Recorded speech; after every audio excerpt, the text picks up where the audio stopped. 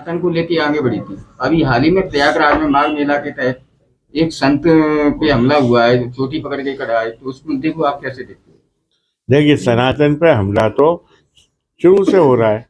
ये एक well planned तरह से हो रहा है, जिसमें यूरोप और मॉमडन कंट्रीज हैं जो 57 वो भी सहयोग कर रही हैं। सरकार उनके डोमिनेशन में कार्य कर रही है और जो वो चाहते हैं वैसे ही होता है। आप खुद देखिए, ये अकेला मुद्दा नहीं है, बहुत सारे मुद्दे हैं।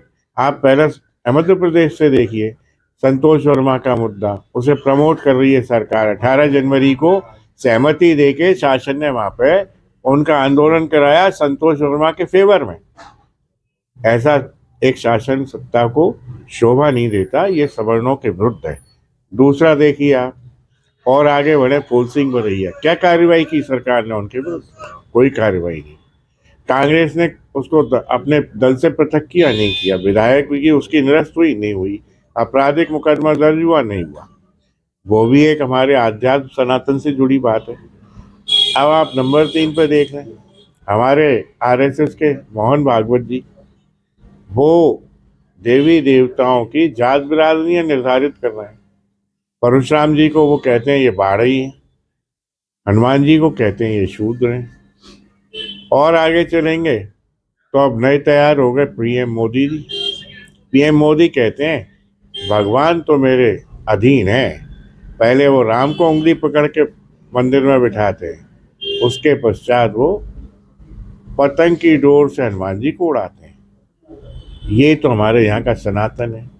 अब उससे भी ज़्यादा बात बढ़ गई, सारी सीमाएं लांघ गई हैं कि अब हमारे जो शंकराचार्य हैं 8वीं शताब्दी से जिनका अस्तित्व है, वो सनातन की धरोहर हैं, उन्हें हमने एक अवतार के रूप में ग्रहण किया है।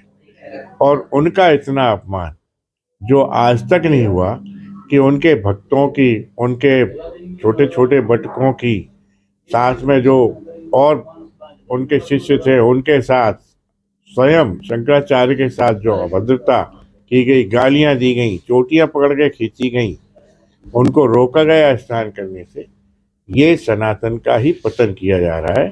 सनातनियों का पतन इसलिए हो रहा है क्योंकि आप देख रहे हैं रोज ही हमारे यहाँ धर्मांतरण हो रहे हैं। और अब जो एक तो क्रिश्चियंस कर ही रहे थे, मिशनरीज स्थापित हैं, अब एक और प्रथा चल पड़ी है, नव बौद्ध, जो कोई बौद्ध नहीं होते, नव बौद्ध हैं वो अपने आप में धर्मांतरण करा रहे हैं एक बल्क में लोगों का।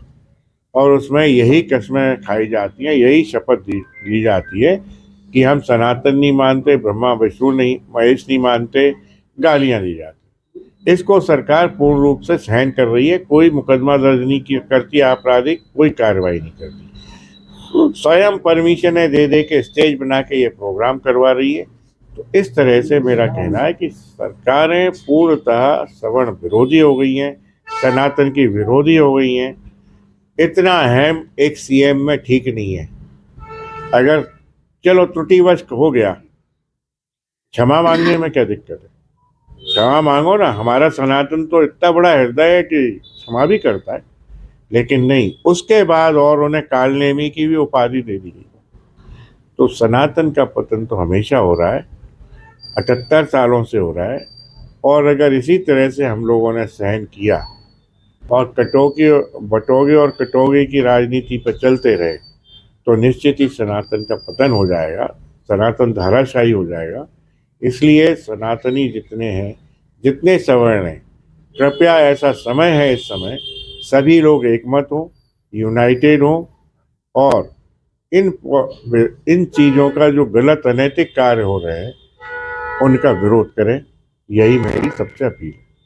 क्या लगता है देश गृह युद्ध की ओर बढ़ रहा है? सनातन हाँ, अभी कुछ दिन पहले बहुत विद्वानों ने भी कहा कि देश एक गृह युद्ध की ओर बढ़ रहा है। जिस तरह के डिसीजन, जिस तरह की पॉलिसियां, जिस तरह के नियम कायदे सरकारें निर्धारित कर रही हैं, सरकार के जो कृत्य हैं, उन कृत्यों से ये दिखाई देता है कि देश को एक गृह युद्ध की ओर ले जाना है। कि आप ये स्वर्ण नेतृत्व को किस तरह देखते हैं? जो स्वर्ण को ये विरोध में कानून बन रहे हैं या सनातन को लेके जो उपवाद हो रहे हैं, तो उस पर सांसद या विधायक जो स्वर्ण समाज के हैं वो नहीं बोले, क्या कारण? आप आप ये स्वयं देख रहे हैं, मीडिया देख रहा है, सारा विश्व देख रहा है, सनातनी देख रहे हैं कि हमारे जनप्रतिनिधि जो हैं, जो सनातनी हैं, उन्हीं के बावजूद इन गलतियों पे, इन अनैतिक कृत्यों पे, इन गलत कानूनों पे कोई प्रतिक्रिया नहीं दे रहे। तो इसका आशय ये है कि वो इतने स्वार्थ में लिप्त है कि उनसे पार्टी का मोह भंग नहीं हो रहा। तो इसीलिए मैं सबसे कहूँगा कि अब राजनीतिक दलों का मोह भंग करें और अपनी पृथक से व्यवस्थाएं स्थापित करें।